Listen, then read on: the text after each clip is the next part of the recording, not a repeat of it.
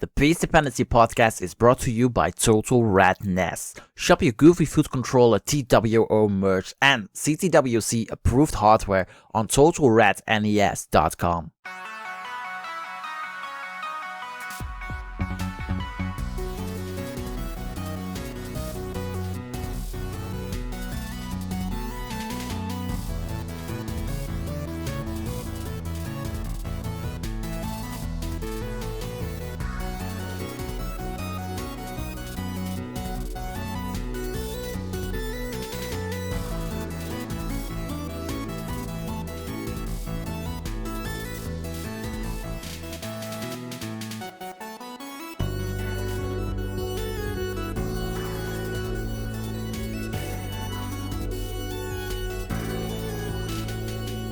Welcome to the Peace Dependency podcast. I'm your host, Frank, also known as Sir Mazer. Matt Martin and his wife, Ashley Martin, are joining me on the show today. We find out the answer to the million-dollar question, who the heck is Matt Martin? We also talked about their debut year in 2019, staying under the radar, the switch to rolling, and much more. This is our conversation. Matt and Ashley, welcome to the Peace Dependency podcast, and thank you so much for doing this. Frank, thank you so much for having us on. My first question to you before you ask me a question is, what the heck am I doing here? Like, I'm such a mediocre tier player. Like, Mediocre tier player? No. We'll get into that why you're here. But my first question to you and to Ashley is, how did you get into NES Tetris? Because that is always the first question we ask. All right, so I think, unless Ashley wants to go first. I just married into it. So, yeah. I'm just along for the ride here. You had no choice. Yeah, the earliest memory I have of Tetris, because I'm 36 now, like 1,000 in gamer years, but I'm like 36. And I remember I was either like 4, 5, 6 years old, somewhere in there. And my mom and dad took me to a store that's called Sears. I don't even know if that exists anymore. And it was like a department store, really weird place to get a game. But I remember going for either I think it was the Game Boy Tetris was the first one I wanted, for the Game Boy. It may have been NES, I don't remember. But walking up to the store, I just remember that feeling like this game, I don't even know what advertised it for me or what caught my attention, but I knew the game existed. And I was just like so happy to get there. And so then we brought that home, and I instantly was good at it in some way. And I compete with my dad, who would put up scores, or my older brother. And I just instantly, something clicked. I just knew right away, like, this game, there's something about it I'm good at, and my dad thinks I'm good at, so I must be decent at it. So I just kept playing. He had a teacher he played against too. Oh yeah, in that elementary school, on the Game Boy one, I would do a score at home, and because I could beat everyone in my house. So then I found the secretary at my elementary school who was playing it a lot as an adult, because it was cool. I was like, I can beat my brother in some things, but I can beat adults in this one. Yeah. And so I took it up to this elementary school, and the secretary would like go back and forth with me. Like, she was really trying her best at home, and she would tell me her score that day, and I'd be like, oh, well, I got a 300,000 or whatever. And she's like, no, you couldn't have done that. You're like a kid. That's what happened. You had to bring the Game Boy to school. Yeah, and like show her the scores sometimes. It was fun.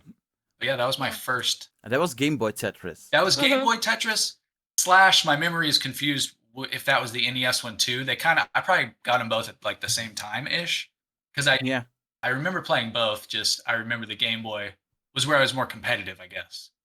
And, how old were you? Yeah, 5 or 6 ish. What's your early memory of NES Tetris? So NES, if I keep it just to that one, I remember playing a lot on my own with that game. And I would kind of, this something Jonas said in the XC of Order clicked with me when he said it, because he said a different thing. But I would sit there and play, and kind of, in my mind, there were like little goblins behind the screen controlling the pieces. Like, I would talk to the game and be like, hey, it's me. Like, it's Matt. You know who I'm like one of the best players in the world. This is before internet. I had no idea who was good. But I was like, yeah, just, it's me now playing. It's not my brother. It's not my dad. Just give me the right pieces. I'm going to sit here and play. And so I would just communicate with the game. His dad was convinced that the pieces were the same and that he had all the pieces memorized, like the order of which the pieces would come in. Like actually knowing the RNG He seeds. was like, Yeah. you have to have memorized all the pieces. Like, Still to this day, I don't know if he believes me. He's convinced that I just had it memorized. I'm like, no, man. so he's played for a while, and he didn't start getting competitive until like right before 2019. He was determined to get a max out before we went to the first, Texas qualifier. But then his friends had made comments like, "You're actually really good," and Yeah. was it Jason that he made you a bet that you could get to 600? Yeah, when I picked it back up again as an adult, when I found the CTWC NES new scene here, like the community and everything, one of the roommates she's been saying, Jason, that we were living with, he introduced me to the King of Kong. He forced me to watch. I did make her watch it later. I was like, you have to watch it. Because I was like, this is me. This is like the guy in second place, he's just trying so hard to beat and like make a name for himself or whatever with Donkey Kong. And he just, I loved it. I connected with it. And that's what got me to finally be like, who is the best Tetris player in the world? I think I just started with that Google search. Who's the best Tetris player in the world? And then that brought me into finding the ecstasy of order and like the scene as it is now. Did you had an NES setup? Yeah. Fortunately, my mom is somebody who keeps on to all the childhood things that me and my siblings want to throw away. So it really is. But she saved me so many times because now I have my Legos back too. But the Nintendo, I just had to like call up mom down the street. She's not too far away. We lived in the same town still. And she was like, yeah, I have it somewhere in here. So I just went over and got my old same system. I didn't have the setup with me. But yeah, I just went and got the game, the cartridge, the controller. Everything I still play on is the same stuff I played on 30 years ago. Oh, wow. So you do have your OG equipment still. Oh, yeah, dude. Yeah, man. Oh, that's amazing. Yeah, because his mom keeps everything. We have like every Nintendo system from when he was a kid, all the games. It's pretty great.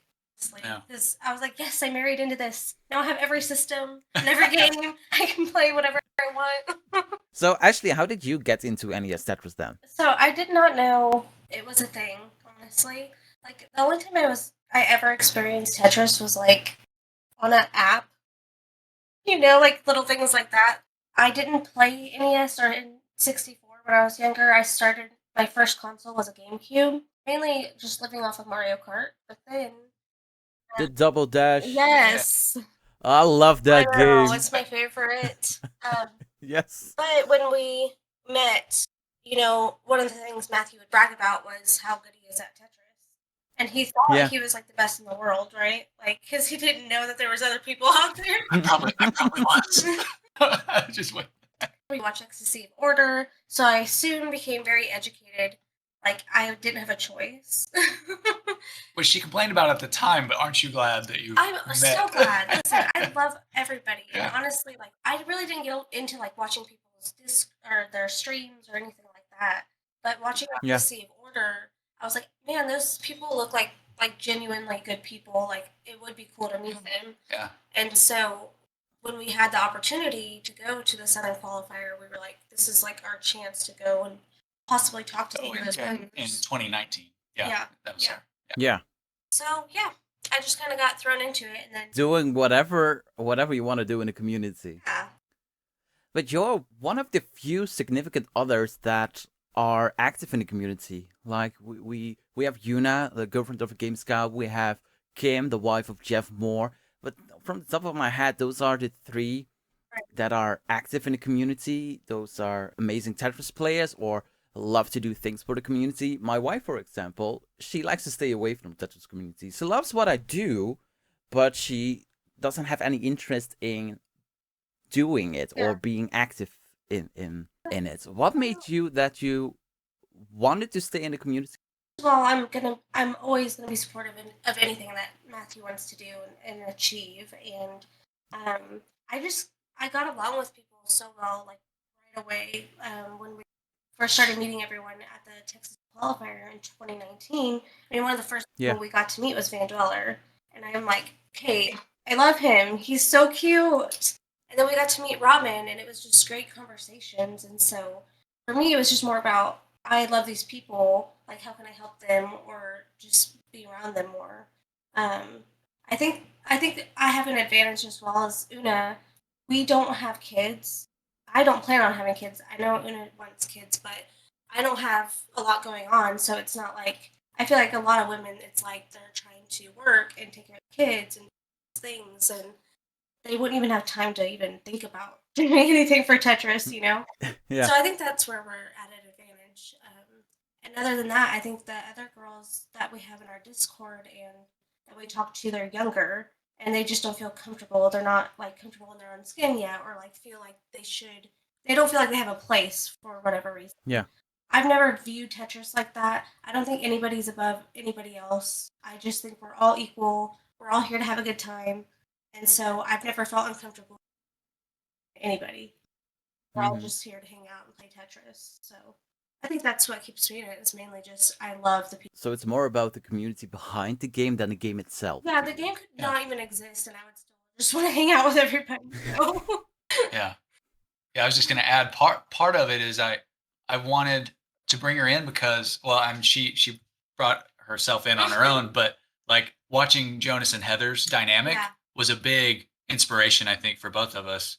Of like, that's the vibe we kind of want to give off. Is like I just want to sit and play Tetris, and we're not great about that because our stream schedules are all over the place. But we wanted to be known kind of as a couple. In 2019, we were able to do that. She was doing a cosplay contest at the same time I was doing the Tetris contest at that 2019 qualifier. She was on the separate main stage actually, where we could hear the microphone going off where she was doing a cosplay event. But that was a cool moment, and we've just kind of always been trying to do it all together. I don't know. I do want to deep dive into 2019 because Matt, that's your debut year in Classic Tetris. You went to Texas, to Irvine, Texas, for the Southern Qualifier. And I think a Game Scout put it nicely in the CTWC 2019 recap. You were unknown. Nobody knew you. You had a max out, but I'm like, okay, you weren't active in probably the forums or the Discords or whatever. So I think scoring a max out without any help, it's S tier. That's honestly amazing. Thank you. Yeah, I appreciate that. How did you train to be a Maxa player? That's one. Great question.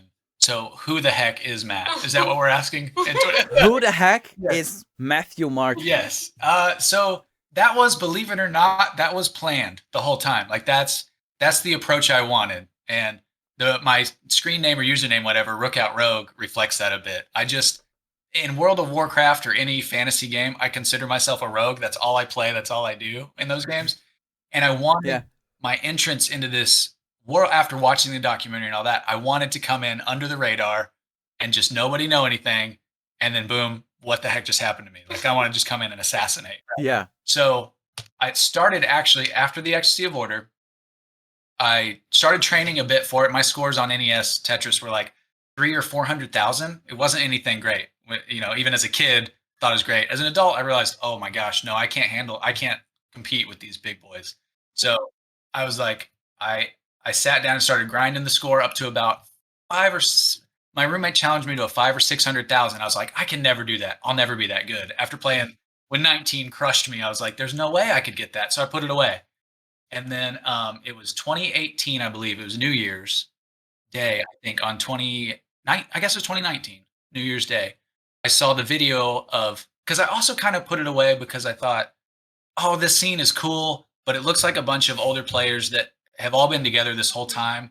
And like me stepping in, I want to meet them, but the actual competition seems like that's what it is every year. And when I saw Joseph beat Jonas, as many have, and many players, that's what brought him in, it kind of it reinvigorated my drive to practice hard.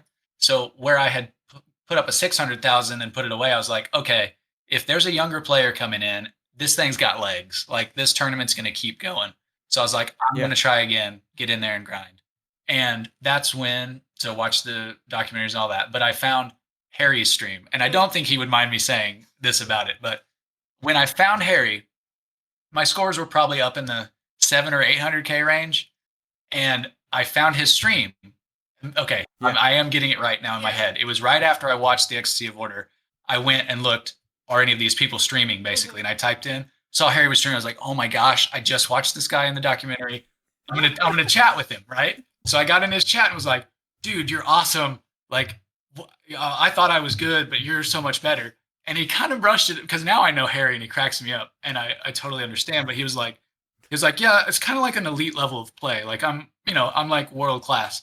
And he was right. He was. But in my mind, I was like, okay, I see you. I Challenge accepted. Yes, exactly. I was like, okay, he threw down the gauntlet. He threw down the glove. I was like, I'm gonna grind so hard at this game where I can max out and come in and be good. And I love that rivalry, like that brotherhood, sisterhood, whatever motivates you to fight and get better. That's what Harry gave to me right then, because I was like, I'm gonna meet these people, but I also want to be good enough to beat these people. And so, but yeah, as a rogue, I just wanted to stay under the radar, practice a lot, as Ashley can attest to. Long nights where I'm just like not in a good mood because I've been playing all night or staying up way too late, getting mad at the machine. What his gameplay was like by his mood. There's lots of nights where I slept alone in bed, like clearly this is what he needs. So I'll see you when you max out. Oh, yeah.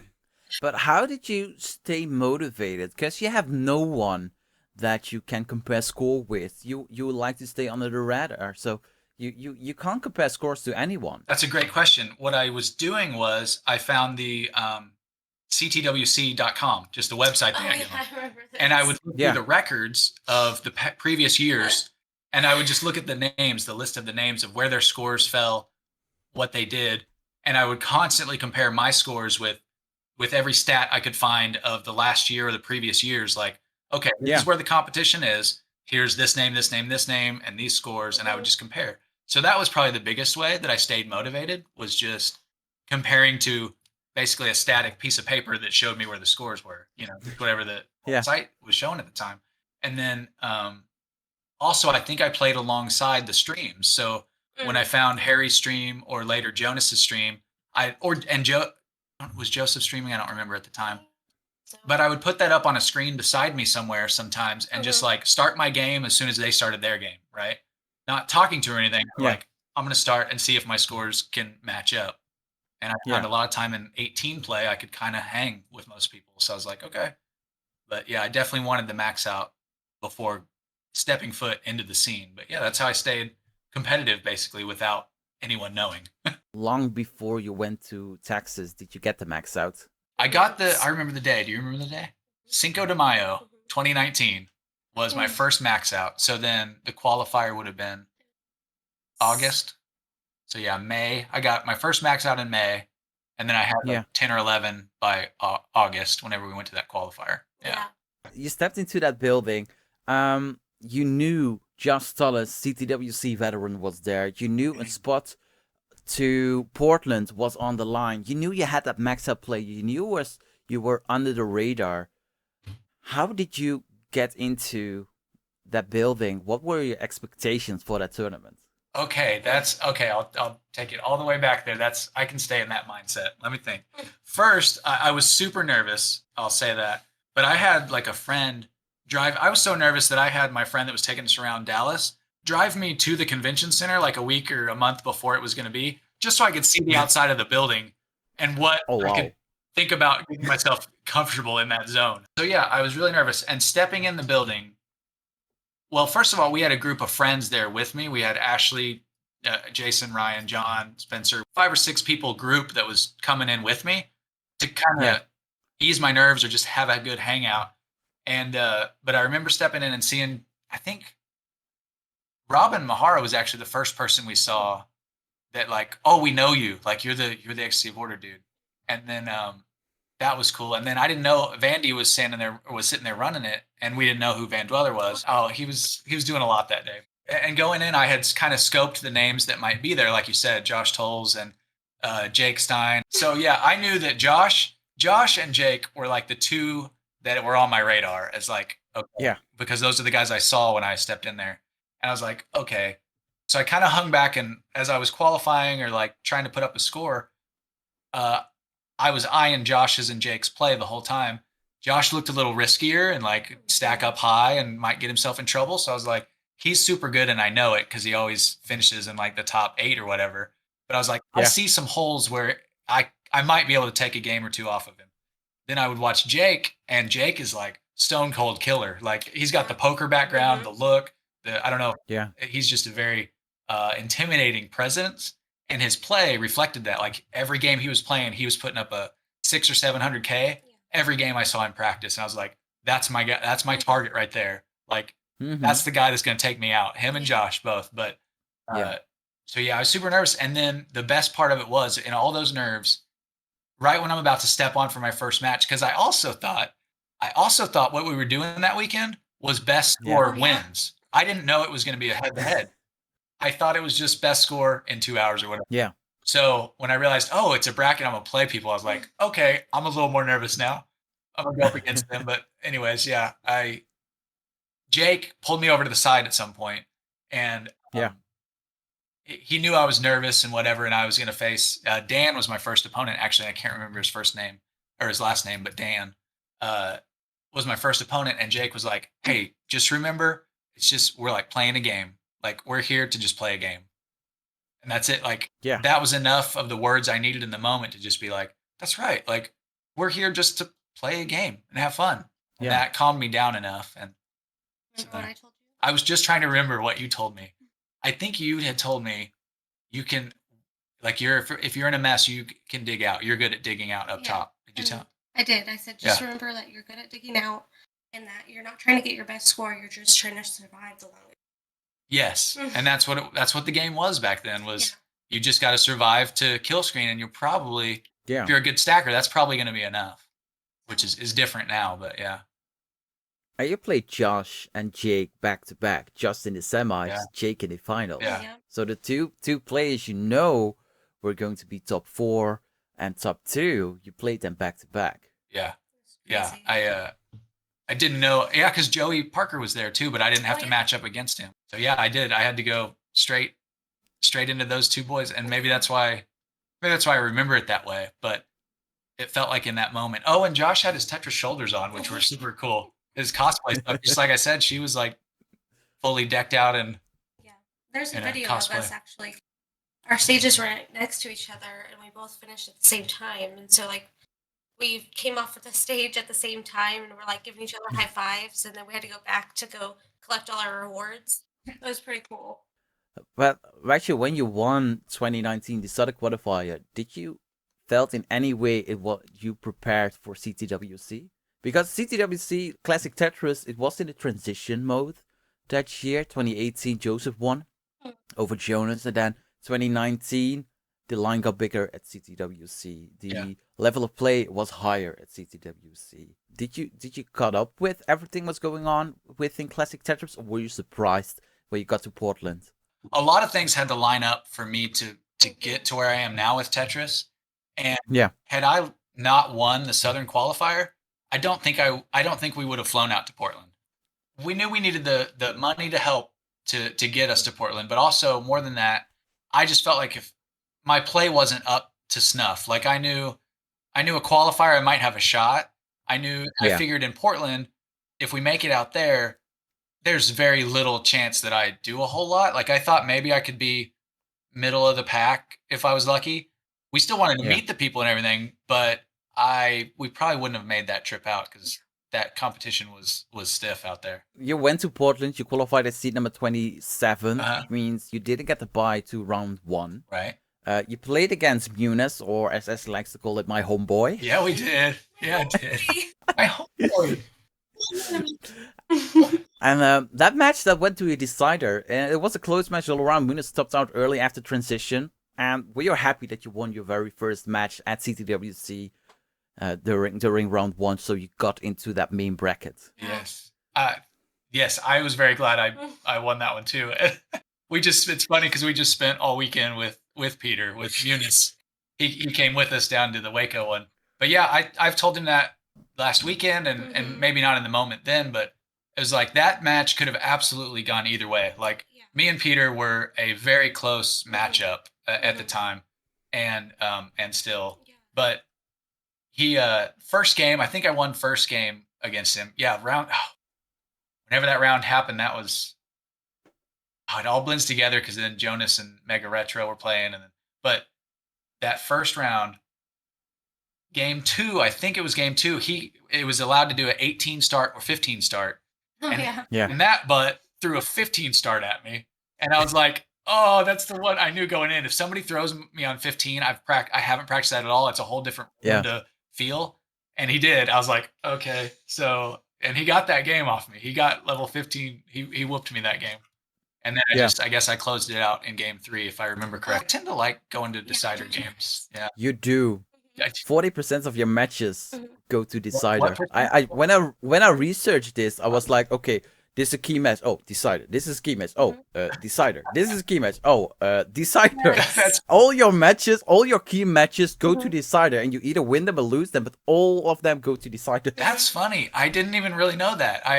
I just play the game, and I do love that aspect behind the scenes, because I think of it as a strategic moment, because obviously you have to make a lot of snap decisions in the game, but the overall like competition and their psychology and yours, I like to think about that strategy and like, oh, they're probably feeling they have the momentum right now, or they got game 1, so they're feeling good. This is my moment to strike. Or I dropped, just whatever. I won game 1, so they're going to be fighting hard. And I don't know. I love that back and forth in the competition.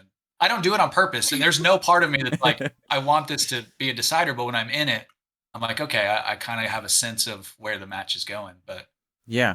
Actually, did you watch any of the matches during CTWC? I did watch CTWC because the difference for me with CTWC is I had so many good people around me, like calming me down. Like Joe's wife, Ashley. I had Ben Mullen's wife, and Ben and just Joey. All of them were just sitting there like, it's okay, like it's gonna be fine. I'm just like, for me, the hardest part was that I knew this was gonna make or break who he was in Tetris. Like if he got to take down some of the big ones, everybody was gonna remember who he was. If not, we would kind of go home with our heads down and tails tucked between the legs. And not just that, but more just the only reason we wanted to make such an impact is so that we could be in the community. Like we were just trying to make it to where we could have those conversations and meet those people. And so I felt like if he didn't do well, it was going to kind of take his confidence down, and he wouldn't want to socialize as much and do all the things that we did. So I was just like, I was sitting there with like every finger crossed, like literally praying, like just God, please, like just let him take down Harry. Just that's it. I don't care about anything else. And just like literally just like praying, like, oh my gosh, I just want him to do well. And like I swear everything that happened, like if it went any other direction, it just wouldn't have worked out as well as it did. Like he got to play Harry, which he wanted to do. He got to take out Buko, and then got to meet Jonas. And it's just crazy that if he hadn't won the Southern qualifier, none of that would have happened. We didn't know that was going to be our last chance to go to an event, on top of our last chance to ever even meet Jonas. So it was really important to us. Like that's something 2019 will definitely, like, even though we'll keep having events, I think 2019 will always be special for that reason. Yeah, for sure. And I don't know if that's the way for everybody going to their first event, if that's always going to be a memory in that such an awesome way. Because I think everybody, once they get to a live event, just it feels electric. I don't know. It's just something you can't forget. And meeting everybody in the community when we watch online, and that's great. And it's getting better with face cams and getting to know everybody, even through online stuff is great. But stepping into the same room with the people is great. So I wonder if other players feel the same about that. No matter how the Tetris play goes for them, I feel like that's a special time for every player. But that was, it was lucky. It was blessed, whatever you want to say, to get me past Peter. Because then the round 2 matchup, the dream it was against Harry Hong, the one you wanted to be. That's right. And guess what? It went to a decider. It went to a decider. Of course it did. Got to take it to a decider. Oh, I got super lucky against Harry. There's no reason I should have beat him. Like I came with a target on him because that, again, the Twitch interaction just made a rivalry between us, or that he doesn't even know about. He doesn't even know it But exists. like it did for me, just motivated me, and I was like, all right, I have a chance now. And that was day 2 of that event, I think. Like, I think round 1 happened. Yeah. And we had to sleep that night and then come yeah. back. And so we both, Ashley and I, kind of knew. Like, we both definitely knew. All right, I gotta face Harry next. But I don't think either one of us wanted to talk about it. Like, we wouldn't say it because we just didn't want to jinx something. And we're like, it's like, okay, we know what's on the line tomorrow, but we didn't even bring it up. Oh, like, this is it. Like, Yeah, I knew I'm not gonna beat Harry. Oh, I knew he was gonna destroy me. He was just like, he could Yeah. sleep easy that night, thinking that it was like, that's it. Yeah, You know? yeah. Peter, I was on the same level with. I thought I just expected to get destroyed the next day, but I would at least have a shot to face him. Yeah, sorry. Was it okay if you got swept by Harry? Oh yeah, yeah. Because I got to play the world's best. You know, like, if it had been anybody else, there's a ton of, you could list names forever, even then, of amazing players that would destroy me and sweep the floor with me. But Yeah. the chance to play at that time, one of 3, you know, you had Harry, Jonas, and Joseph had won. Yeah. Well, like, the chance to face against literally a world champ was just a dream come true. So I didn't care how it went. And as far as competitive play, that was it for me. I just thought, this is great. Yeah. I get a shot at it. I'll go home tomorrow happy, and then or we'll meet everybody and hang out. But then that's it. You are in a decide against Harry Hong. You're both on halfway on the 19 play. Both boards are not healthy. You just misdropped a long bar for a Tetris. Yeah. Harry is about to top out. You're less than a Tetris away. Yeah. You get that lucky long bar, put it over to the right side, scores that Tetris to win it with 7,000 points. At that moment, did you knew Harry was going to top out and you, with the Tetris, was going to win that match, game number 3 and the match? No, I didn't know that at all, because his faces are hilarious. His face, my faces, yeah, well, yeah. In Scout's video, he captures my faces pretty well, I think, or whatever. But like, no, because I keep thinking of the game 2 or whatever, where I was behind him and we both got dirty up top boards and we both topped out early, and I was down by like 5, very close margin again. That one, like, that one hurt, because I thought, okay, now I'm out. And so when I won, I don't think I even knew, like, I was watching over his score and whatnot, but like, I don't think it clicked in that while I was playing, you know, like, in the moment of the play, I don't think that I realized that I was going to win. I just assumed he's got me. And the memory I have is standing up. Oh, no, that was after Buko, I think. One of them, Ashley's watching in the crowd as nervously as she can, like trying not to watch, but watching. And I just remember walking around the table and just like collapsing into her arms, basically. I think that was that after Buko?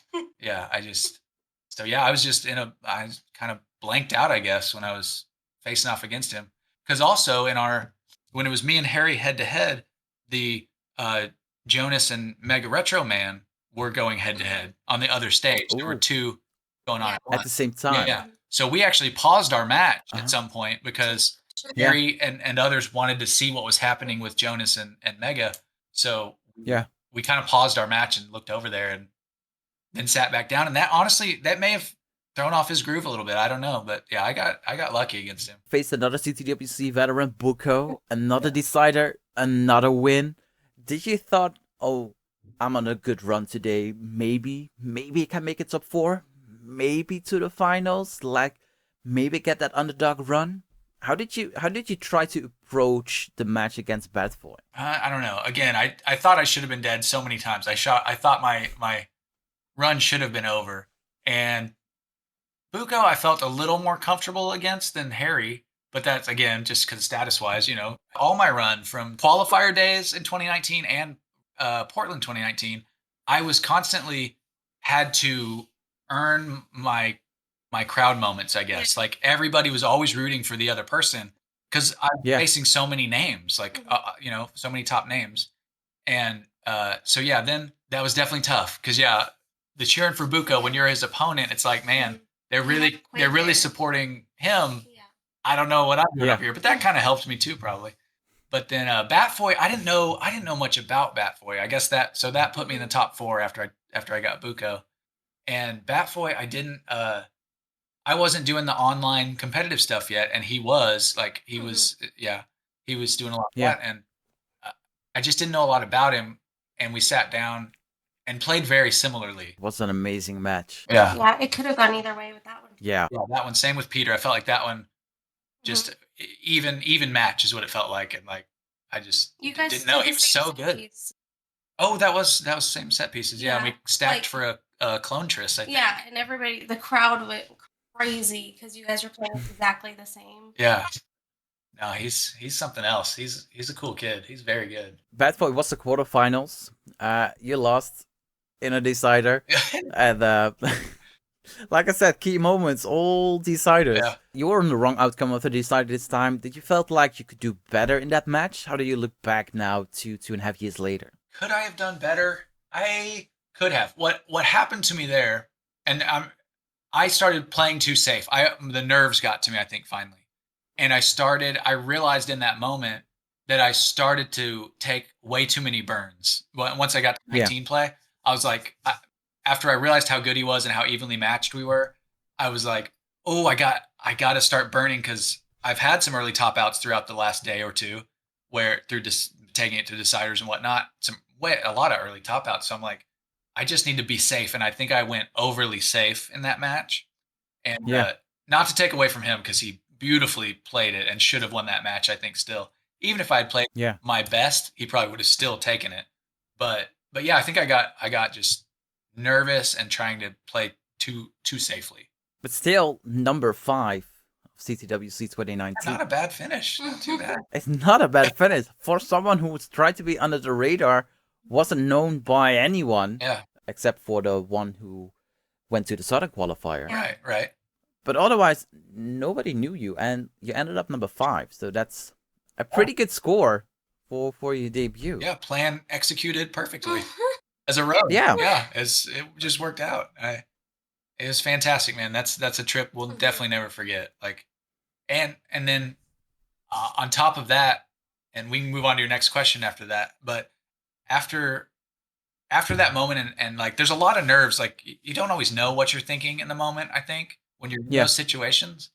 But then coming down off of it, I was really exhausted after everything, and like, I didn't know. I knew that I belonged finally. Like, as far as my skill level, I was like, the skill level's there. I did what I came to do. All these people are amazing. I'm so glad I got to meet them, but I was exhausted.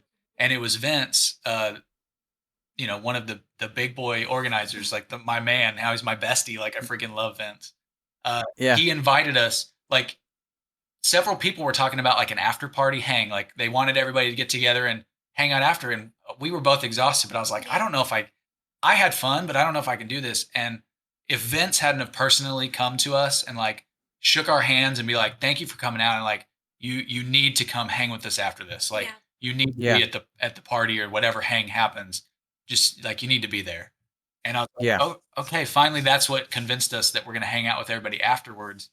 And that's really where kind of a flip was switched. And we were like, we belong here now. Like, we got invited, we hang out with everybody, and leaving that party and that next day, that trip, we were like, everybody was so great. And had that not happened, I might have just left exhausted and been like, oh, I played well, I'm a good player, and just go back to competing. But it became so much more than that when we really got to hang out and meet everybody after. You try to do what you do. You have your place in the community, just like Ashley, with the Tetris Gal Talk, with being there for the women in the community, or being there for everyone in the community. So before we move on to CTWC 2020-2021, because of COVID, it was online and all that. But actually, you started with Junya. You started Tetris Gal Talk. It's another classic Tetris related podcast. And can you explain what the podcast is about and why you think that it's important to have a podcast like that? So the Tetris Gal Talk podcast was honestly just a way to kind of shine light on not only the female players in Tetris, but people maybe behind the scenes that don't get heard of as often. I think that the community isn't. We can't have like big Tetris play and all these competitions and stuff without the smaller groups of people who support it, right? So, like, all those people, they put up scores. No, they're not maxing out or, doing 1.3s or rolling, but they still have that love for the game and they still like to compete. And I just think that their voices need to be heard just as much as the others. And most people, not only do they bring their Tetris play, but they're unique and they have different things that they do that can help with the community. Mm-hmm. And so we just wanted to showcase that and give everybody a voice. Una reached out to me to have me join the Discord, and I was kind of in a dark place for a while, so I hadn't been talking to anybody. Yeah. And she reached out to me, and I was like, "Of course, I want to join the Discord. Like, that's awesome." I've always thought that there needed to be something for the women, but I didn't feel like it was my spot to set that up. I know I'm not like a consistent person. I just didn't want to set something up and then disappoint everyone or not be able to be there for them like I know they would need. Yeah. So when she came up with that idea, I was like, "That's awesome! Like, I'm so glad somebody's taken initiative to do that." And she just has so many resources, especially being David. They have all the things that they need. Yeah. And all the girls were very excited. There's so many that joined quickly. And now, like, our first few episodes have been interviews. Our next episode that's coming out this coming Thursday is just going to be a recap from our event, since that's the first event we've got to do together. And then we have a few lined up. Like, we're going to be interviewing Friday Witch, and then we're going to be interviewing Meg, it's his girlfriend, and then we're going to interview Kim. So I'm super excited Oh, because nice. those are some of the top women. Honestly, I'm curious about the talk with Friday Wish, because she's the original owner, creator of CTM. Disappeared after, I think, 2018, after the takeover from when Fendi took over CTM. And Fendi and I touched a little bit on it, about it, but I think I think it will be an interesting story from Friday Witch, Yeah. like how she felt Mhm. during that period. She left a comment on the podcast with Fendi, so that's the reason why I'm curious about the talk with Friday Witch, and I love Kim more, and I'm honestly also super excited for that one. Like, even if they aren't currently playing, they're still a part of, the grind that you guys go through. Just being a wife of a Tetris player, it's like, there's so many times when Jeff's like streaming and the kids are like running around in the background, like he's still I know. he's still trying to make it happen, Yeah. And so I can relate. Yeah. yeah. It's just a different perspective and super interesting to hear how they experienced it. Like, I'm so curious to see how Kim felt with all the experiences that they've gone through. Yeah. But yeah, and just eventually we'll probably interview people other than women. It's just that our main focus is to shine light on any female Tetris players and really grow Yeah. that community. There needs to be more women, honestly, and Why do you think that is important? I just think that I don't want other girls who watch and play not to feel like they can play competitively. Yeah. There's even like I had a girl at my school. I was showing her the picture of everybody from the qualifier, and she was like, "Where's all the girl players?" And this was like, Yeah. a young girl, and I'm like, "There's not many of them," And I just feel like for her to see that there are women out there doing it, it might make her feel like she could do the same thing. On top of like, I mean, there's people like Pastel Charlie. Nobody expected her to come out and put the scores she put out for the qualifier. She was killing scores, yeah. She was doing a great job, Yeah. and I don't know. I think that it's intimidating for them. That's Yeah. a lot of the feedback that I've heard, especially going to a live event. You walk in and it's just a ton of guys, and you're like, you don't know where your place is.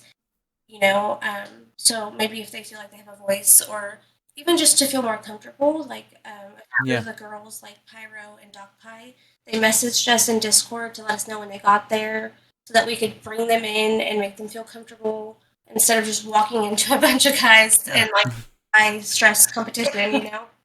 Yeah. So they know they have someone who supports them, Yeah. got their back, and they're not alone at the event. Like, they love the game, they want to be Right. there, but Matthew's there, Doc Mhm. is there, Andy is there. Exactly. They will be top 12 guaranteed. Mhm.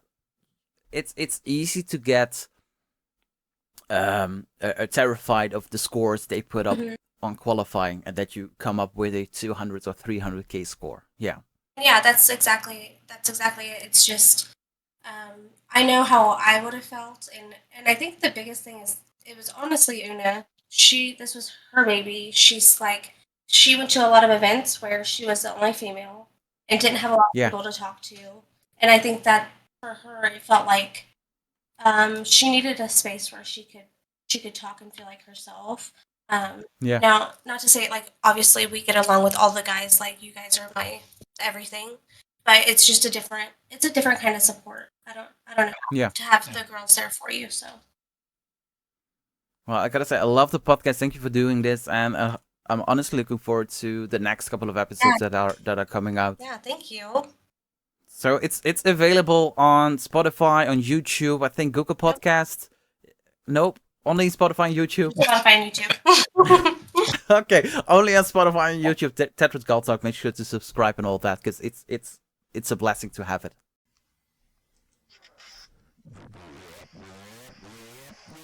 Total Radness! Yo, this is Steve DeLuca of Total Radness, home of the Tetris World Order. World Order. Bringing order to a chaotic world. Ready to get rolling on the right side? Dominate the D-pad with a goofy foot controller. Visit TotalRadNES.com to score a controller modded by the inventor, me. We've also got TWO gear, CTWC approved hardware, and a ton of additional retrospective madness.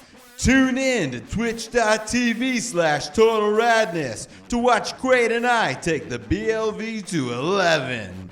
Also, don't miss the other homies at Aaron Jazamoki for the Boom Tetris house parties with the Kitchen Dwellers. And at Classic Vomps for those classic Tetris snugs. Be the best and keep it TWO for life.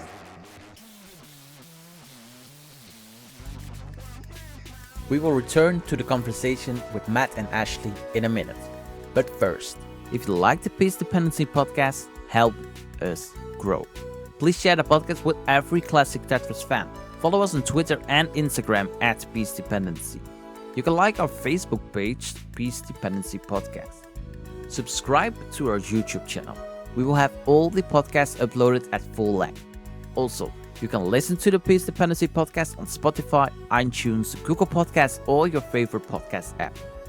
Join the Tetris Friendlies Discord server. Besides the fact that it's the place to discuss anything PDP, you can also participate in some lovely friendlies or put your ELO on the line in the various ELO battles.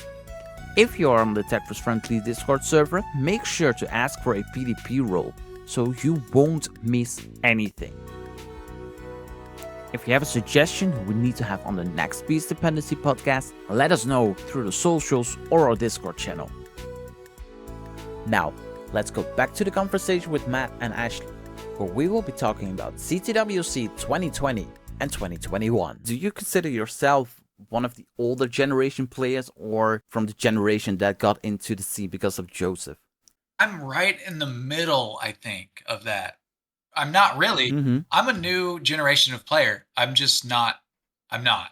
Like, I came in at the same time as the newbies or the young, the younger players. But because I'm 36 or at the time 34 or whatever, I got kind of lumped in with OG or like veteran. And it's honestly been such a blessing to have that image, because now I'm thought of as like, oh, one of the older guys, one of the old guards here. Like, no, I came at the same time as Sharky, and like Joseph was there before me and all this, but like, sure, I'll gladly take whatever you want to lump on me. But yeah, I don't know. I'm just an old new player, I guess. You're an old new player. Yes. But having that experience online, like we mentioned, you played in the Tetris friendly matches, you played in a couple of CTMs and Classic Tetris League, I think, or Gauntlet. Yeah. Did it help for you to be prepared for CTWC 2020? Oh, yeah. So you know? Yeah, absolutely. Yeah. I'm very tech illiterate, as people know if they've watched my stream or when I can't get UTC times right and Ashley wasn't here, we wouldn't be talking right now. I'd on my cell phone outside. But Frank, where are you? But yeah. What was the question?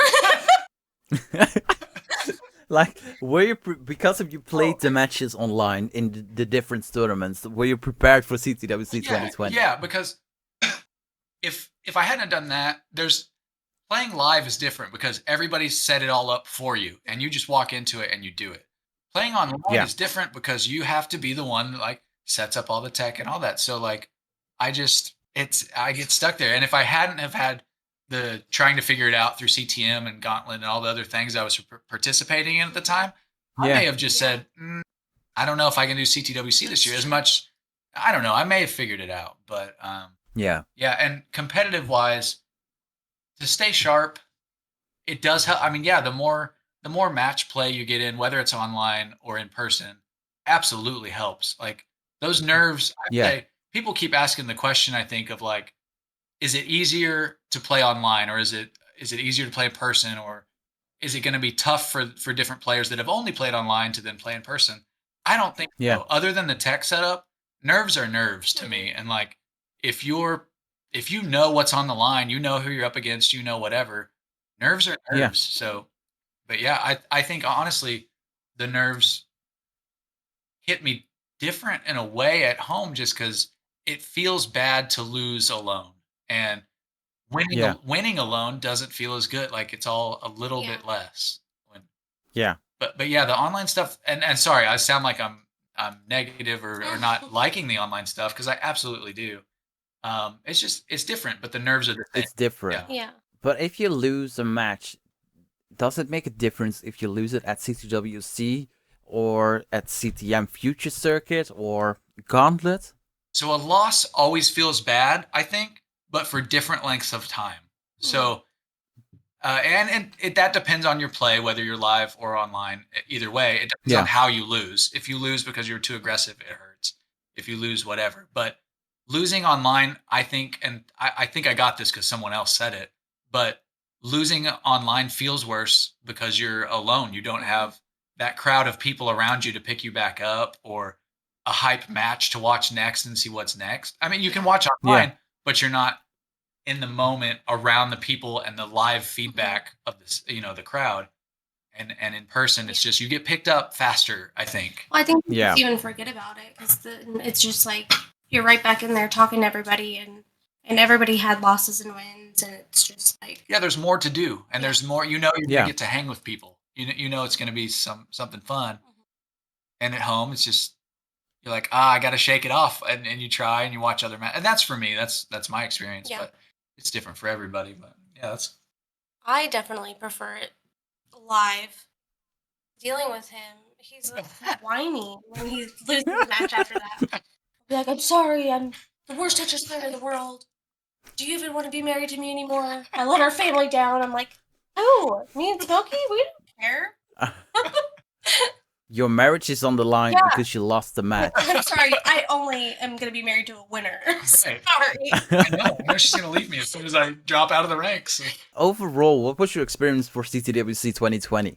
So I can try to separate 2020 and 2021, but it's all kind of a blur in there. But 2020, I believe, and correct me if I'm wrong, I made the bracket in 2020. Like, I made the top 64. Yes, you did, yeah. I don't quite remember a lot of 2020 matches. Do you know, or can you?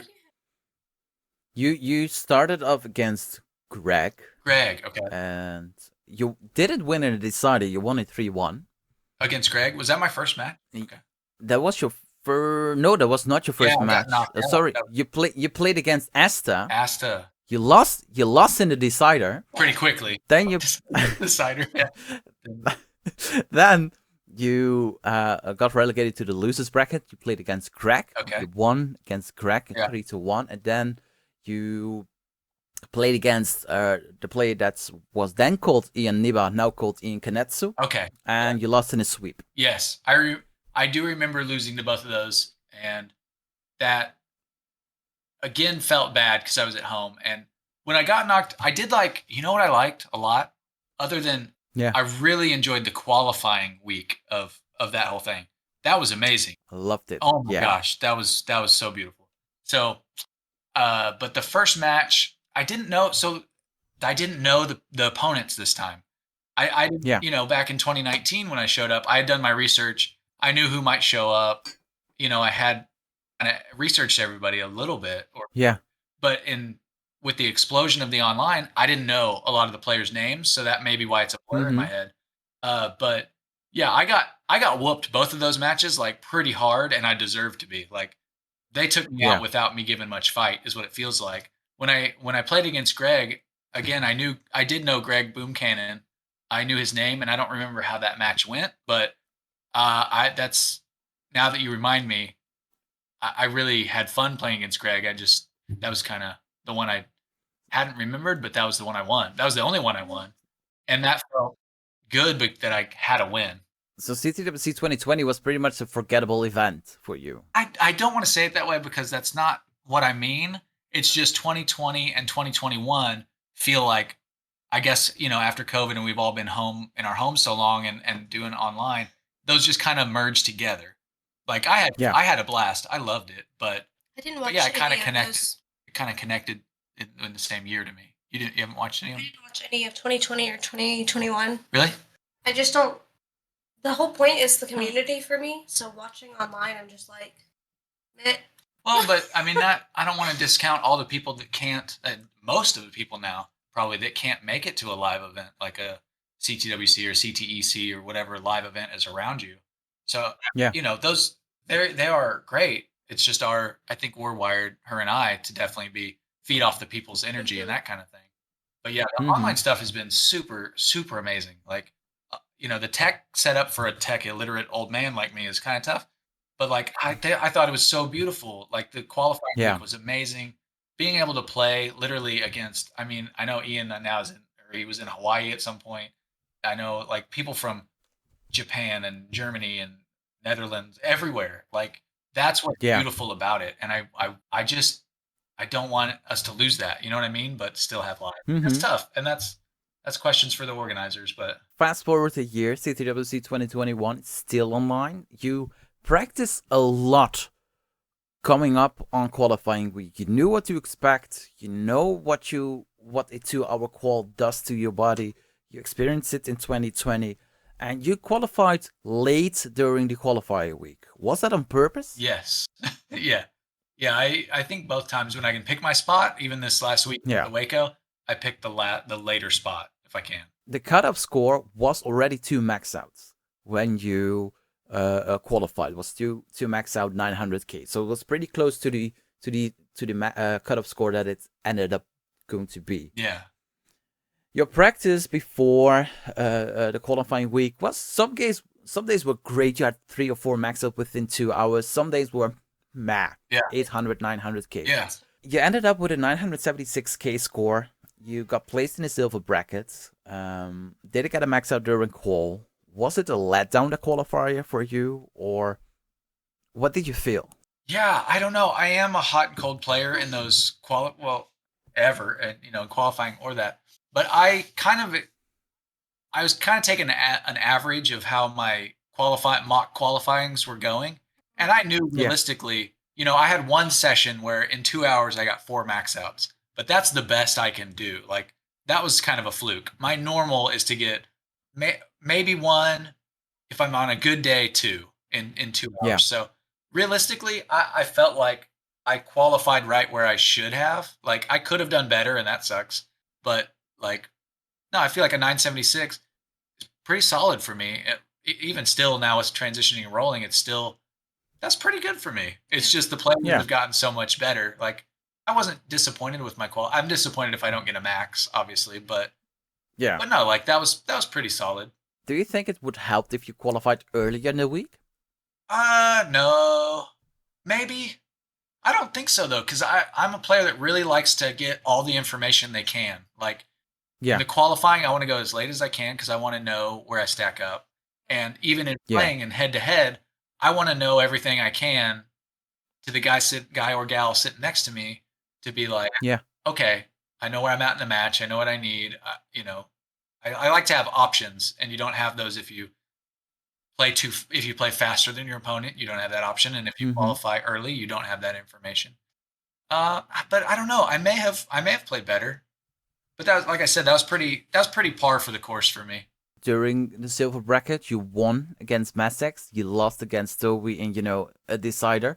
Dude. How did you experience CTWC 2021 as a whole, playing in the silver brackets? Yeah. Messex and Toby. That's the two I played. Toby.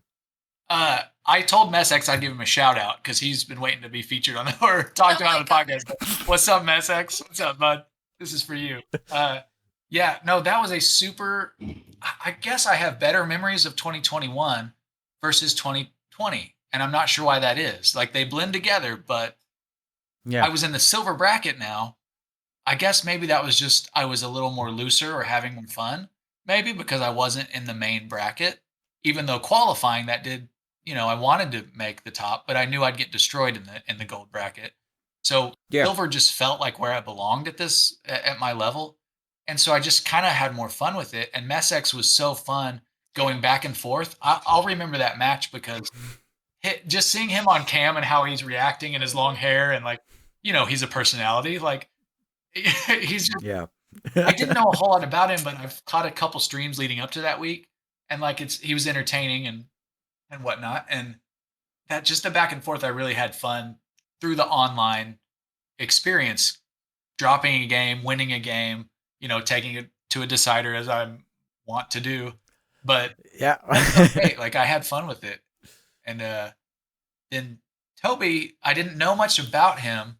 I still don't know whether it's Toby, if I can just say Toby or Tobey, because it's like an EIGH thing. It's GH stands for Guitar Hero. Oh, guitar. So Toby, Guitar Hero. Oh. And I'll host every Friday. I'll host the ELO Clash. It's the weekly ELO battle show, and Toby is on the ELO Clash pretty regularly. Oh, cool. I always pronounced it as Toby, and then I thought the G and the H and the 3 were something like, it's a nickname or something like that. Yeah. So no connection to Guitar Hero. Oh. So I was watching King's stream when he announced the Fave 5. Yeah. Kingsman's stream when he announced the Fave 5. Yeah. Toby is one of the Fave 5 for 2022. Oh, no. And Kingsman explained that it stood for Guitar Hero 3. And then the dots connected. I'm like, yeah. That's funny.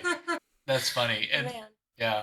It also, it makes sense that he picked him as a top 5 too, because I didn't know much about him, but facing him, he was really solid. Like his stacking and his play felt really solid. Toby is the Gegner for Sidnev. It's got his number. Yeah, he's got his number, exactly.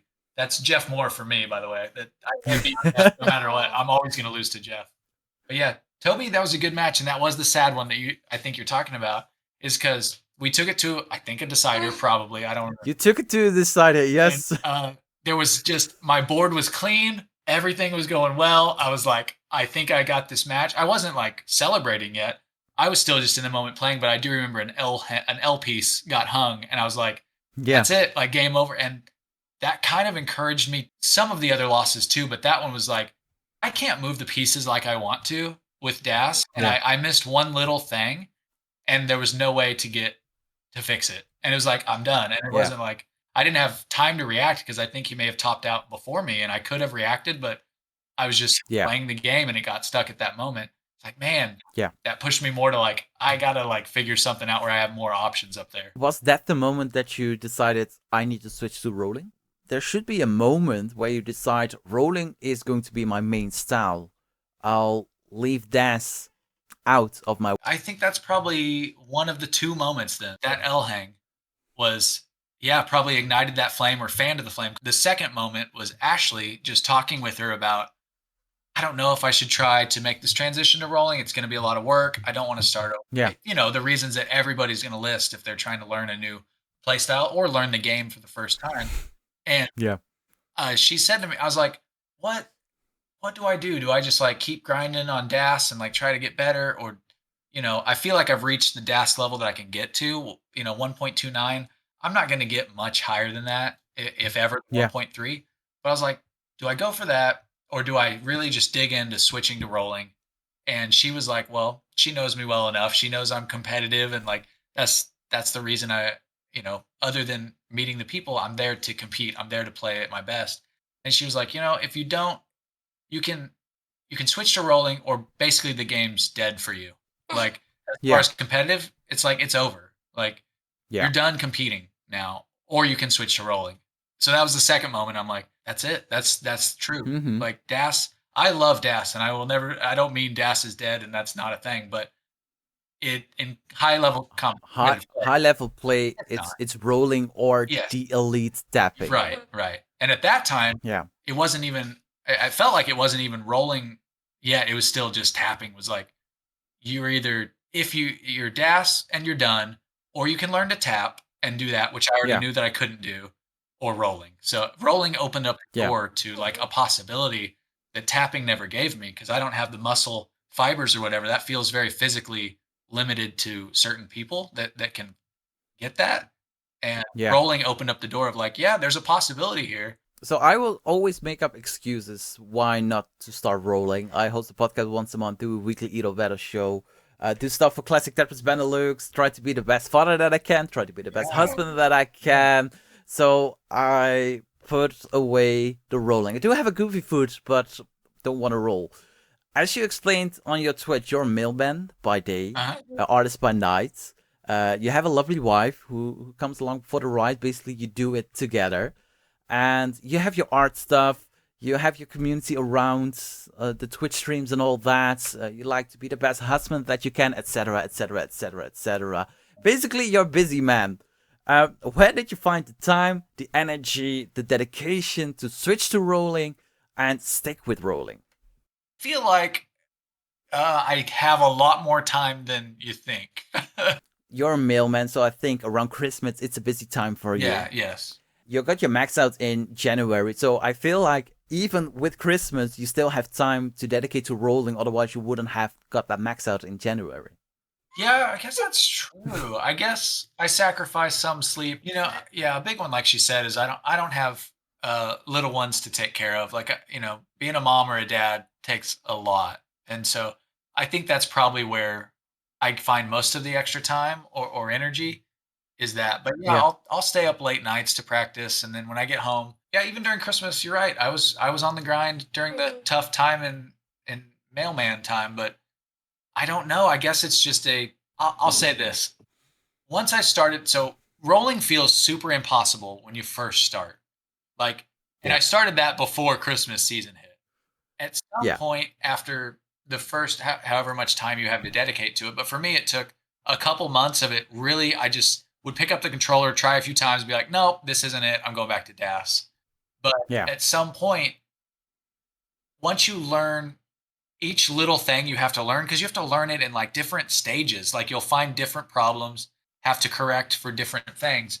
But at some point you find this moment where it's like, oh wow, I moved a piece faster than DAS can go. And put it in the right spot, even with a rotation or whatever the hangups are, it starts to become fun again. Or, you know, the same fun, I guess, when I first was a kid playing DAS. It's like, oh, this is a great game. And now I got to kind of reset it and be like, oh, can I play this way? Can I play as a roller? Well, for 2 months it sucks pretty bad, but now it's starting to be fun again. So I found the joy in the game again. Is the grind different now? Because when you wanted that max out in 2018, you practiced all by yourself. You had no Twitch stream. You had no one to talk to. Like you only played against the streamers who didn't know you were playing against them, you know? Right. And now your process is you're a known member within the community. Your process is keeping tracks of. You stream your process and all that. So is the grind different or is the grind the same? It's different. And that's such an insightful question and way to look at that. And it is different now because it's odd for me to like, I'll be playing. So I do both still. Sometimes I'm streaming it. And then a lot of times I'm playing in the background still. And I find that most of the time I'm getting the better scores and things when I'm not streaming because there's less to focus on. You know, I'm not distracted, and talking to chat, I can really focus. But it's fun anytime I'll make one, I'll like post it on my Discord or whatever. Or if I was on a stream, if I happen to have a PB or something, I can go on like the CTM or something and see that somebody's put my info in already of like, oh, this score's here. I'm like, that's pretty sweet. Like I can just play and then people are tracking it somehow. Cool. So that part's super fun. But yeah, as far as having a name or whatever, a stream where people see it, it's different feeling because sometimes it's pressure because I don't want to, whenever I turn on the stream, like I can be playing really well in the practice session. I'll be like, all right, I'm feeling good. Let's turn on a stream. And then suddenly, when I'm streaming, I'm there to hang out with people and I want to talk to people. So the play usually doesn't go as well, but I think that's coming together. I think, same with Das when I was starting to be a streamer, you have to learn that skill set. You have to learn how to glance at chat and interact. And with Das, I feel like I can do it now. With rolling, it's tougher, but I think I can get there. I'm trying. I'm still in that process. Yeah. So I guess back to the question of being an OG or not, I guess I was in a way like a veteran or an old guard because I was playing without the interaction live and without the online community.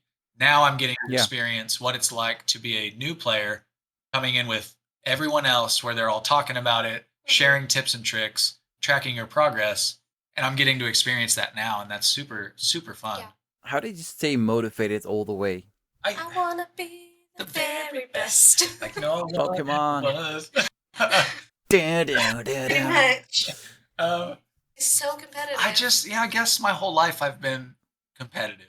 And in a way that I wish I wasn't, to be honest. Like, it keeps me motivated sometimes and gets me to do things, but the best players that I've met, and I can't list them all right now because I don't want to leave anyone out, but some of the top players that I've met are the most humblest dudes, and the competition isn't what drives them necessarily. Like, yes, it is in a way, but they're just having fun with the game or whatever. And it's not their goal to be, I'm the best ever. And for me, unfortunately, I always want to be the best ever. So I just keep grinding, even though I know it's a fruitless task. I'll never get there, but it just keeps me motivated to just have something to strive for, I guess.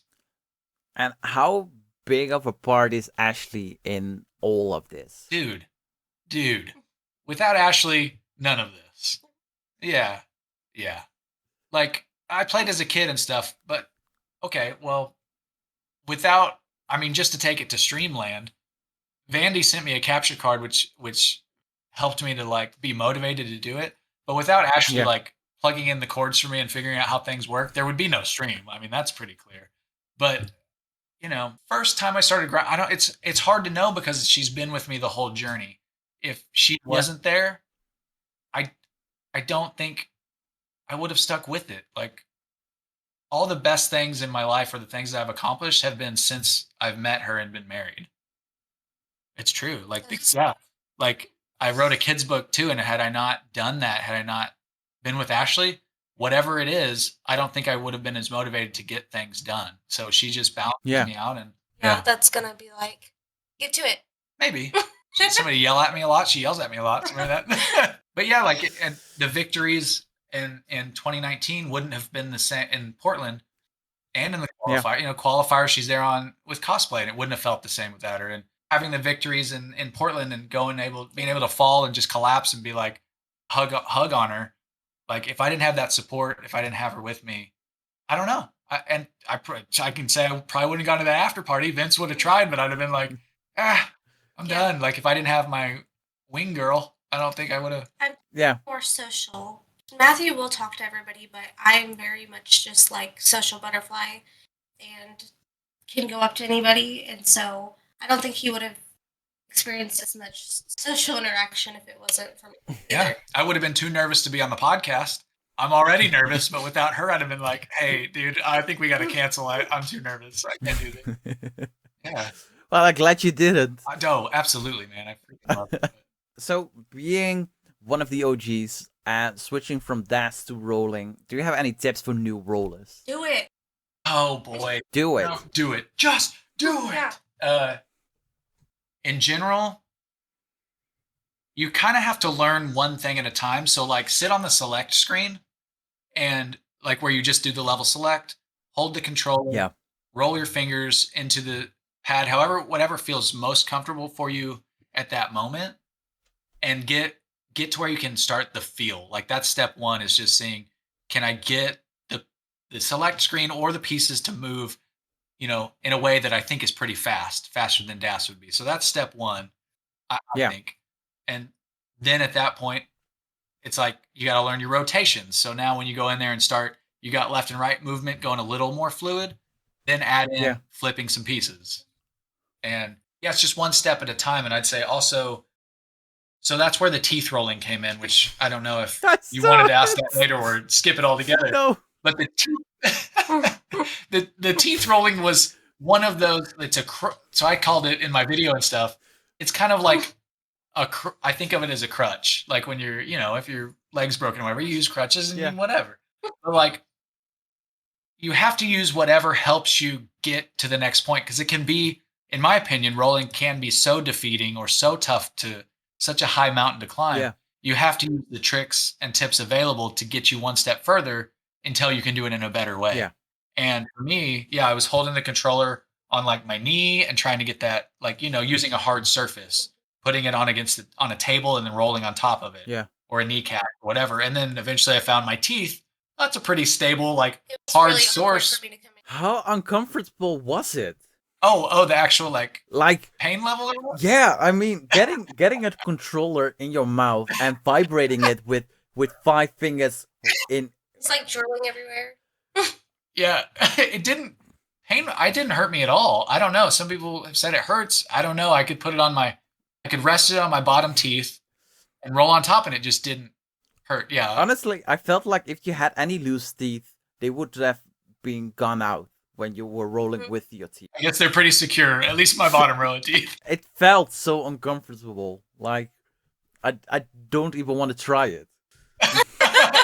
It's not as bad as you think, but you gotta experiment. He was just trying to find his grip, but I was like, I mean, yeah. I'm just gonna leave you alone for a while. Why is this? Yeah.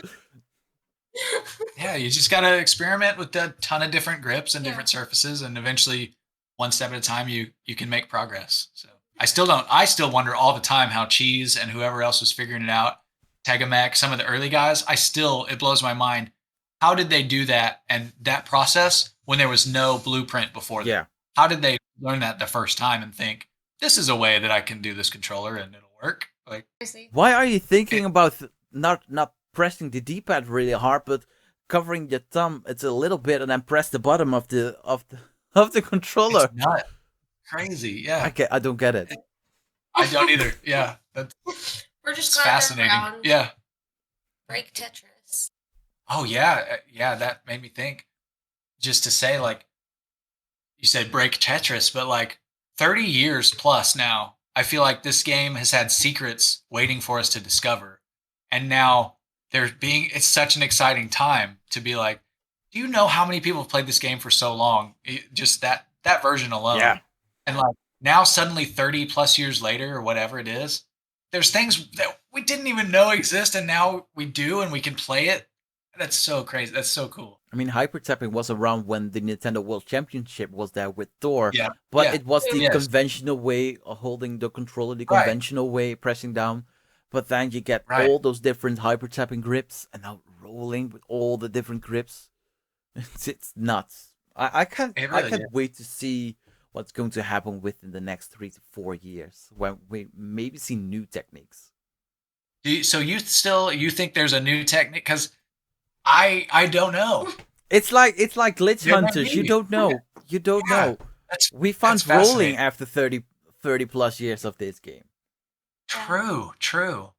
Man, it just looks like it's at its peak, but you're right. It's not. And I think if you compare it 2016, like Chris Tang mentioned, is the start of the second arc of classic Tetris, and with the popularity of Boom Tetris for Jeff. Joseph got on the scene in 2018. Hyper tapping got popular, and it all went so quickly. It's like a revolution in classic Tetris, because between 2018 and 2022, it's 4 years, but we see two styles dominant right now. The hyper tapping and now the rollers are looking around the corner, taking over. It's fascinating how it's developed. and just And before right, that, just it was only deep. Das. Good old Das. Good old Das. Right. Why can't we just need to delete the tapping and rolling and just go back to good old Das, and we can all have an equal shot again. If only. At the time of this recording, we're 1 week away from the Waco qualifier. That was last week in Texas. Did you feel like you had to defend your title during the Southern qualifier? Had we not had 2 years of being online to watch, I may have felt differently. I may have gone straight into 2020 as like, oh, defend my title, maybe I have a shot. But having watched for the past 2 years of how it's gone, I knew going into this weekend, like, there's no shot. Like, I wasn't thinking of hardly at all of like, oh, this is my title to defend. It was like, no, I'm going to meet Dog and Andy and Doge and DMJ and these younger players that are like can destroy. So I had a good sense of where I was at. Like, there was no. The goal was to qualify. Yeah, this time it was like, can I just even make the bracket? Like, it's insane. But also the Texas Tetris scene has changed quite a lot over the past few years, and arguably it's now one of the strongest, if not the strongest, in the United States. With Doge, with Dog, with Andy, with Sharky, with DMJ, all those players. Yeah, I guess it's time to start an Oklahoma qualifier and start set up a good river border there between us and Texas. If you can travel from Oklahoma to Texas, people from Texas can travel to Oklahoma. Yeah, that's I guess that's how that works. Oklahoma only participants. Yeah. So how was it to go back to a live event after 2 years? Ashley? I think I was more excited than Matthew was almost. Oh, no, I was. I just thought you'd want to talk so much about it. Yeah, I just had such a good time. Like, I was so stoked because I got to spend time with Una. Like, we've been talking online so much, and I just, like, I could not wait to see her. And on top of that, we made plans to go pick up Peter, who's, like, one of my best friends, too. So I was like, I get to spend a weekend with my besties. Like, I was so excited. And the energy is just different, too. Like, just being around everybody again. The difference is just, like, those kids finally getting to be in person. I was just so excited for them. But, so, yeah, it was obviously super exciting. Yeah, absolutely. We've both been, ever since Portland 2019, counting down the days till the next event. Yeah. It was like, oh, we want one, and then COVID hit, and we're like, oh no, we can't have it. So for 2+ years, we've been like just waiting, both of us wanting to get there so bad. But yeah, she's more loving than I am, and I was thinking about others. Like, she was so excited for those new players who have never done it to meet each other. Yeah, We were just excited to see Vince. I was excited to see Vince is tall. I had no clue he was that tall. He's freaking huge. Yeah. Yeah, he's a long bar. Yeah, Man. You know who else is tall that got on my radar this time? Sharky is super tall. I knew Sharky was tall, but I didn't know Vince was tall. Like, I saw a photo of you and Vince, and oh my god, he's like a head higher than you are. He's a giant. Yeah. It's There's nuts. a lot of tall players, and I felt like the shortest person there. I'm pretty sure I was the shortest person. There. Yeah. I'm like only like 5 feet, and I'm like next to all these tall people. I'm like, hey, everybody kept putting me in the middle of their pictures because I'm so tiny. Don't want to say I'm jealous, but all the photos that I saw from the Waco qualifier, it warms my heart. It felt so great. You felt all the love in those photos with all the players and all the unknown players that I never saw and all the known players and all that. It was just lovely, honestly. And that's why I do more behind the scenes. I was gonna film for Waco, but I just didn't plan it well enough. So I'm definitely gonna film in Phoenix. I want everybody to get to experience those little moments because it's true. Like, there's so many people that want to be there but can't, and it's just like the little silly things or like the conversations we have behind the scenes that I think some people would want to see more than just the Tetris play. Yeah. So I want to try to do that because I had so many people talk about my Instagram stories or asking for pictures on the Discord. Like, they just want to see, what's going on. So I'm going to try to be better about documenting that for everyone. If you, I don't know if he's going, but if you see Lil Squibbles, aka Christian, aka Sir Mesa 3, if you see him, hug him from me, please. Yes. Absolutely. I really hope he's going. Absolutely. I thought he was. I really do. I think he's going, but I'm not sure. But he's one of my best buds in the community. So you need to give my hug to him. Absolutely. We will absolutely do that for you. Yeah. Who's Sir Mazer 2? I'm Sir Mason too. Because I have a main account on Twitch and an alt account on Twitch, and my main is Sir Mason and my alt is Sir Oh, okay. Mason 2, and we joked all the time. So he's Sir Mason 3. Okay, Nice. gotcha. So that's why he's Sir Mason 3. You just barely qualified for the Waco qualifier. You played against Benji in round 1. Guess what? You lost in the decider. Guess what? Like I said, all key matches you lose in the decider. But when you went to Waco, was it more for meeting the community and Tetris, the competition, was a side event, or were you focused on the competition? This time I can pretty securely say it was to meet the community more than the play. Yeah. Because this is the first time, we got to go kind of having people know our faces and our names, so that was super cool. Yeah. But yeah, I mean, obviously super stoked and fangirling out over the Artiaga bros. Like I knew they would be there, and that was my total hype to meet them. But competitively, what happened over the weekend is what I kind of expected. Like I wanted to bring rolling. I knew my rolling wasn't there, but I committed because I kept going back and forth in my mind. Do I just throw in the towel and play DAS where maybe I'll place better or have a chance? And I thought, no, I'm going to get destroyed by somebody. So I may as well just commit to rolling. I need that experience to have the live rolling experience. So I came in kind of mixed. Like I wanted to meet the community and I wanted to test out the rolling. Is what I'd say. I didn't come to like win at rolling. I wanted to test where I was at.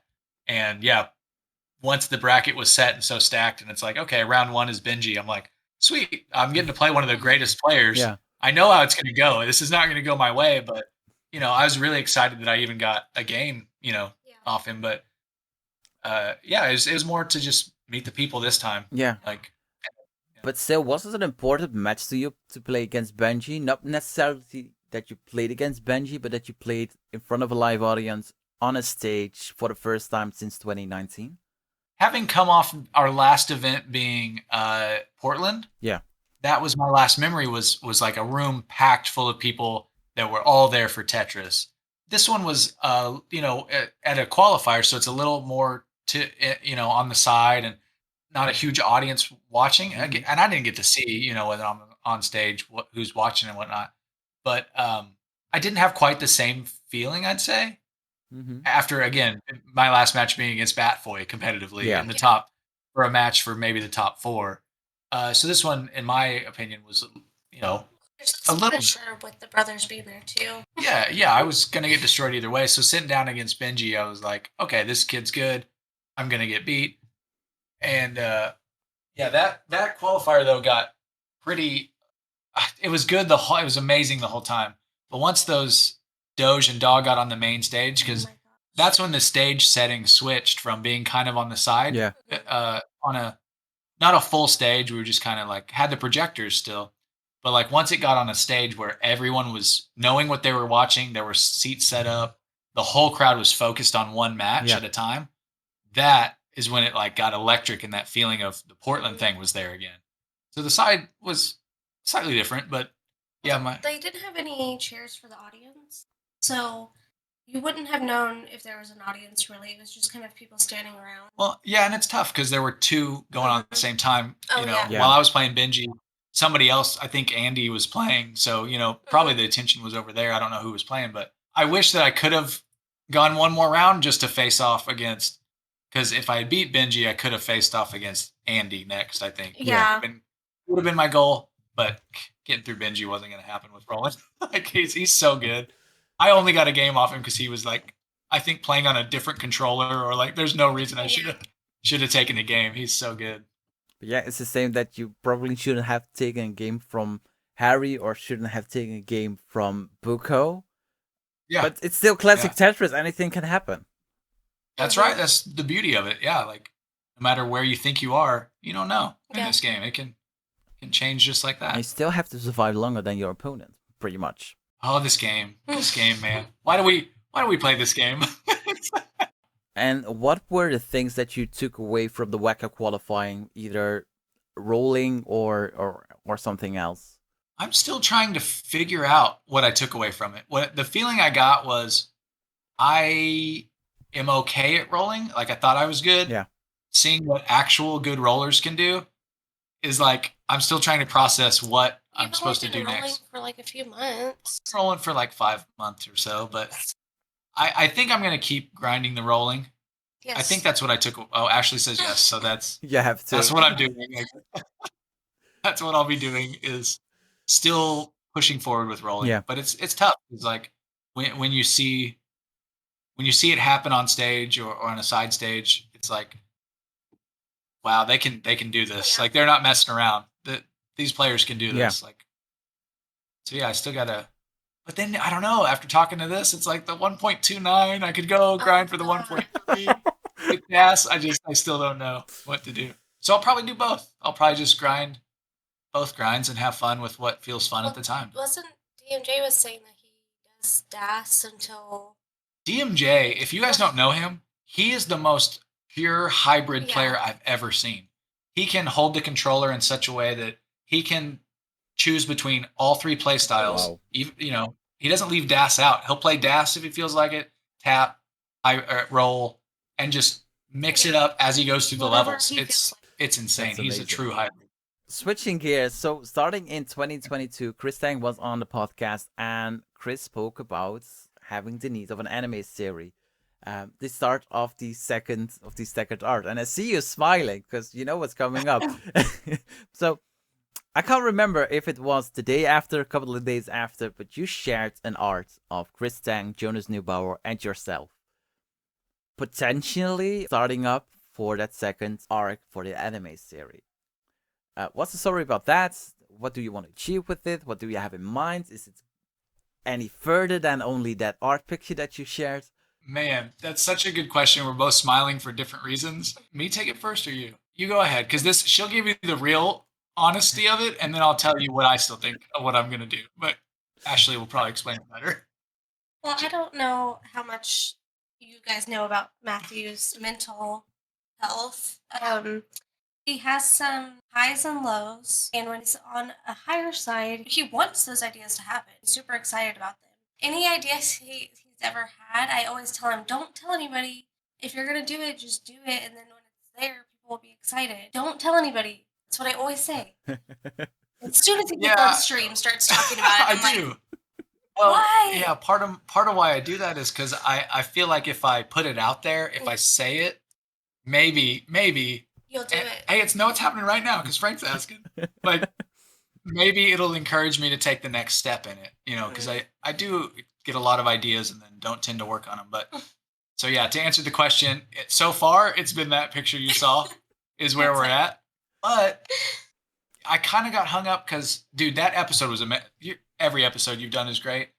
Chris Tang I really enjoyed that one, and his idea for that anime is super great. Yeah. I get a little hung up because my art style is different than that. Like I can't do a pure anime feel, and a lot of people have a lot of love for a lot of animes, and I don't want to mess that up, you know. But yeah, I have some of the skill set where I could keep working on it, and I'd like to be honest, and I could.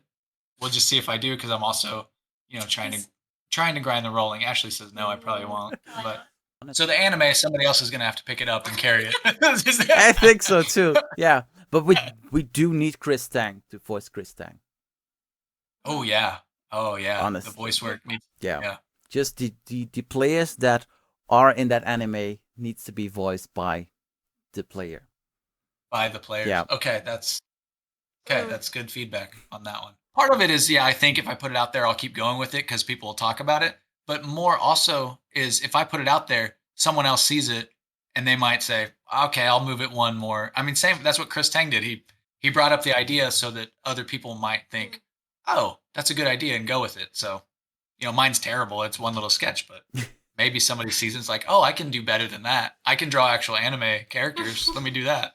So then I'll move them around. So if you know, hit up Matt. Yeah, absolutely. Yeah. If you want to talk anime ideas and you can draw, we can get something going. I can move the things around sometimes with animation.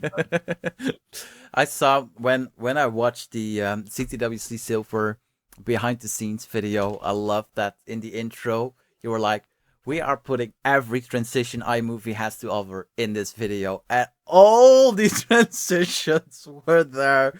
It was like, I'm glad you liked He it. was so excited. I thought that was the funniest thing. I'm glad you picked up on it and liked it. She just made fun of me for it. I thought it was great. it was so just David with all these amazing videos, and Matthew's just like, how many transitions can I fit in this? Yeah, that's a good one. But just that text, I knew I was going to be in for a good one. That every transition, every different camera angle was going to have a different transition. I'm so glad you liked that. That's so funny. I forgot you did that. That was my favorite part of it. So are there any plans for the YouTube to continue? I'm gonna take over the YouTube. There you have it. The boss has spoken. I guess Ashley's gonna make me YouTube more. Both of us. I can't handle it. I had a whole video that I did that showed we redid the stream room. Yeah. And I, for at least 6 months, asked Matthew, can you, because I didn't want to put something on his channel without him saying, yeah, that's good. I'm okay with you posting that. For 6 months, I'm like, can you watch the video? Can you watch the video? And he never did. And now it's way too late to post it. So I decided I'm just gonna do whatever I want. I mean, it's never too late to post it. Like I said, I really should have filmed in Waco. I regret it, but sometimes I just get so into it that I forget. Yeah. It's tough because you want to be in the moment. So I'm gonna try to just plan more. Yeah. Of how I want things done, and then that way I'm not having to film all the time and just get the moments that I need. But I want to, like I said, I'm gonna do behind the scenes videos of every tournament that I get to go to. Or if we just take trips just to visit Tetris people. Yeah. I'm sure we'll go see friends and stuff. So that's my goal with it. It's just that what I really wanted to do with Matthew is just do random little things like little small videos for 10 minutes where we both just do something random, build Legos or just random stuff, but he didn't seem into it. Well, but for the Tetris community, I feel I don't know, Frank, you weigh in. You want to kind of connect it to Tetris, right? I don't think so. Or just anything. People, they come for the Tetris, they stay for the people, and then getting to watch those people do other things is exciting. I think it depends on what kind of channel you want. If you want a channel which is about you're a Tetris player, but you're also an artist, and you played, I think, League of Legends or different games. So it's if it's about you, then you could do pretty much whatever you want because they'll subscribe for you as a person. So many people out there that document Tetris games. Cool. We don't need another one of those. So my thought was more vlog style where you get to hang out. Yeah. If I get this chance to see you two both paint a Bob Ross painting, do it. Right. Do it. What? Bob Ross painting?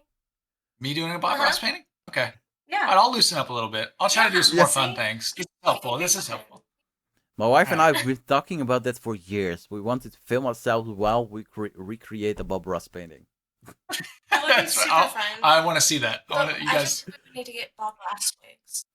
Yeah. Yeah. Yeah, I mean, you gotta have the hair. Yeah. My final question to you both is: what are your plans in the future in NES Tetris? I am taking over the YouTube channel for Matthew. Continuing on with the Tetris Gal Talk podcast. I mean, I somehow got stuck commentating at the Waco tournament. I feel like Van Dweller kind of just put me up there and left me. So, but I had so much fun doing it. Una and I also commentated on the 0 to 100 sprint. And then recently I just went in on CTM just to hang out. But I don't know, I don't know how people feel about my commentary because I'm not a Tetris player. So I don't want to start restreaming and doing those things if people are why? Why is she doing that? So I was kind of trying to get a feel for how people felt about my commentary. Yeah.